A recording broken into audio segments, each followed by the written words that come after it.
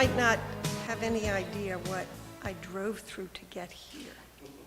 In Calvert County, it was torrential. But all I could think of was, and I'm aging myself, Hardin and Weaver always said, there's sunshine in our hearts, dear friends. And if ever there was a day to feel sunshine in our hearts, this one is it. For me, it's personal.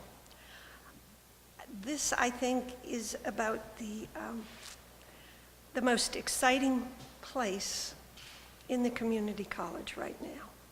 And I think community colleges are the most exciting place to be because of what they represent. And what they represent and what this represents is opportunity. A whole spectrum of meeting the needs of Southern Maryland, and nationally, the whole community college movement. You've read a lot about it lately in the papers, how important it is to our economy and to our students and to our economic recovery. And this particular place has the most inspiring teachers and the most inspiring students and just offers such great opportunities for the future, and especially thanks to partnerships like this. But I'd like to talk about my own personal connection. I know something about apprenticeships and labor, and that's because my father was born 1903 in a deep slum across from the Navy Yard. Grew up very poor. At the end of the 8th grade, he had to go to work. And his first job was with the sewer department. And I won't tell you what he was doing, but it wasn't pleasant. But he was able to get an apprenticeship as a machinist. And that opened his future. So probably the first letters that I learned to recognize as a child were I-A-M, because my dad was in the International Association of Machinists. And he taught me that having this apprenticeship, having this job was important, but that it had to have a partner. It had to have a labor union with it. Because even though he had a job, the work environment, the stability of that job, the benefits, being treated right for what you were doing, that was the union side. So I learned that this is something very important. And it made my life and my future because of that job, because of his benefits and the steadiness, etc. He was able to achieve home ownership.